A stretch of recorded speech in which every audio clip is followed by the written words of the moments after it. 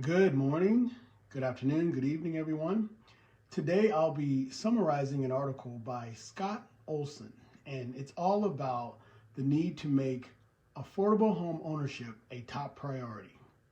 As a national homeownership month came to an end in June, Olson calls out everyone in the housing and mortgage industries to unite and press legislators in Washington, D.C. to prioritize this critical issue. Olson points out that despite the absence of a full-scale housing hurricane like the one in 2008, there is a silent storm brewing in the housing market. He believes that the policies of the Federal Reserve over the past few years have played a significant role in creating this situation.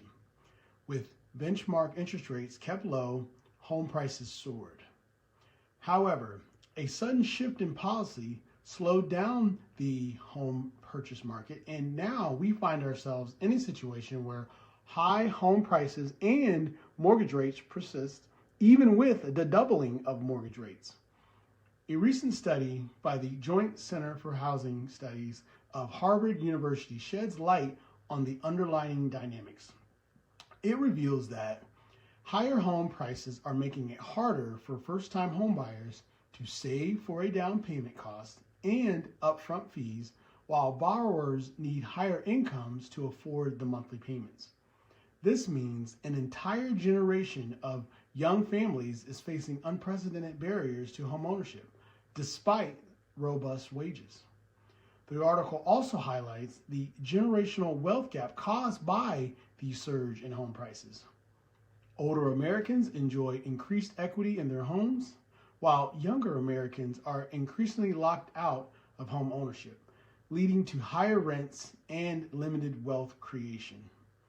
Olson suggests some constructive proposals that Congress has already put forth. For instance, the L.I.F.E Act offers zero down payment loans to first responders, and the Neighborhood Homes Investment Act creates tax credits to rehabilitate homes in underserved communities. Additionally, the Federal Housing Administration has taken steps to reduce mortgage insurance premiums. However, Olson argues that more needs to be done. He believes that both the White House and major presidential candidates should demonstrate more energy and commitment to making home ownership a top policy priority. Furthermore, he highlights the crucial role played by independent mortgage banks in providing mortgage credit to underserved borrowers. Instead of imposing restrictions on independent mortgage banks, Olson calls out for support and recognition, including liquidity support systems and addressing licensing requirements. In addition to these actions, Olson proposed bolder steps such as lowering interest rates by the Federal Reserve and introducing significant down payment assistance for first-time homebuyers.